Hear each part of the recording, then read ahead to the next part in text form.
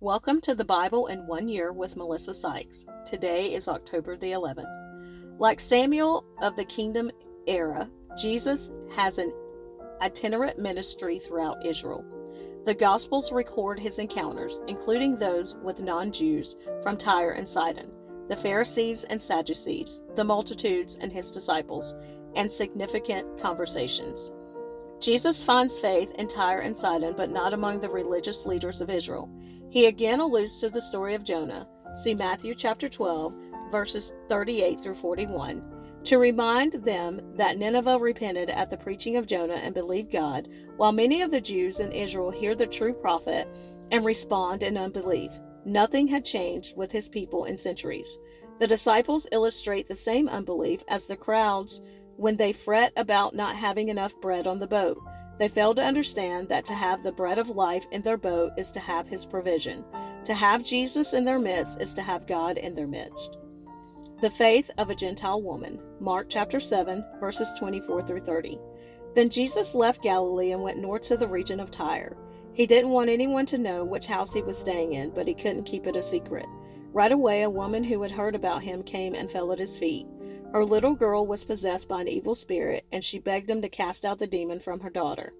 Since she was a Gentile born in Syrian Phoenicia, Jesus told her, "First, I should feed the children, my own family, the Jews. It isn't right to take food from the children and throw it to the dogs." She replied, "That's true, Lord, but even the dogs under the table are allowed to eat the scraps from the children's plates." "Good answer," he said. "Now go home, for the demon has left your daughter." And when she arrived home, she found her little girl lying quietly in bed, and the demon was gone. Matthew chapter 15, verses 21 through 28. Then Jesus left Galilee and went north to the region of Tyre and Sidon. A Gentile woman who lived there came to him pleading, "Have mercy on me, O Lord, Son of David, for my daughter is possessed by a demon that torments her severely." But Jesus gave her no reply, not even a word. Then his disciples urged him to send her away. "Tell her to go away," they said. "She is bothering us with all her begging."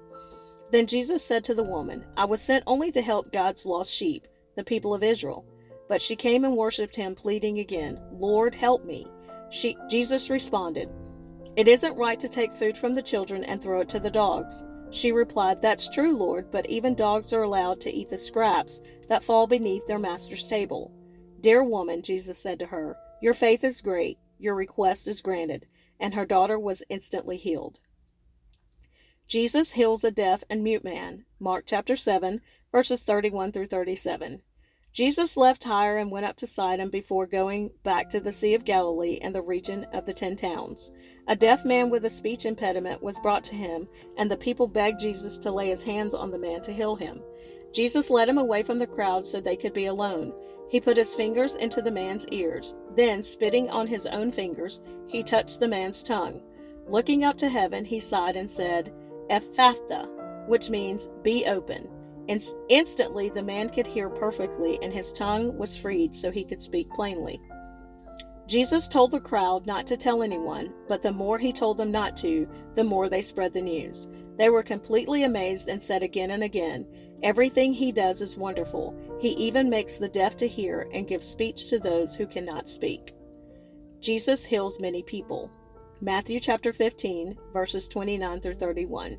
Jesus returned to the Sea of Galilee and climbed a hill and sat down.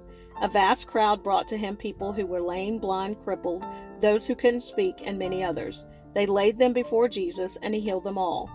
The crowd was amazed. Those who hadn't been able to speak were talking. The crippled were made well, the lame were walking, and the blind could see again, and they praised the God of Israel. Jesus feeds 4,000. Mark chapter 8, verses 1 through 10. About this time another large crowd had gathered, and the people ran out of food again. Jesus called his disciples and told them, "I feel sorry for these people. They have been here with me for 3 days, and they have nothing left to eat.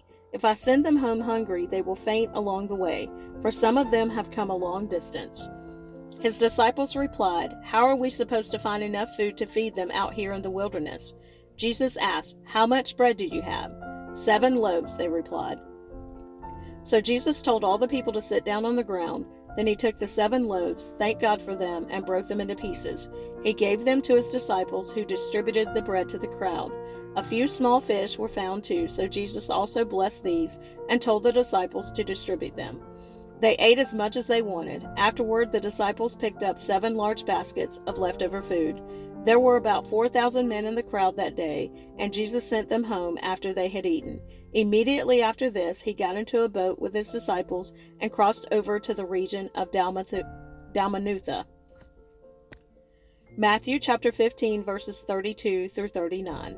Then Jesus called his disciples and told them, "I feel sorry for these people. They have been here with me for 3 days, and they have nothing left to eat. I don't want to send them away hungry, or they will faint along the way." The disciples replied, "Where would we get enough food here in the wilderness for such a huge crowd?" Jesus asked, "How much bread do you have?" They replied, 7 loaves and a few small fish. So Jesus told all the people to sit down on the ground. Then he took the 7 loaves and the fish, thanked God for them, and broke them into pieces. He gave them to the disciples, who distributed the food to the crowd. They all ate as much as they wanted. Afterward, the disciples picked up 7 large baskets of leftover food. There were 4,000 men who were fed that day, in addition to all the women and children. Then Jesus sent the people home, and he got into a boat and crossed over to the region of Magadan. Pharisees demand a miraculous sign. Matthew chapter 16, verses 1 through 4. One day the Pharisees and Sadducees came to test Jesus, demanding that he show them a miraculous sign from heaven to prove his authority. He replied, "You know the saying, red sky at night means fair weather tomorrow. Red sky in the morning means foul weather all day. You know how to interpret the weather signs in the sky, but you don't know how to interpret the signs of the times.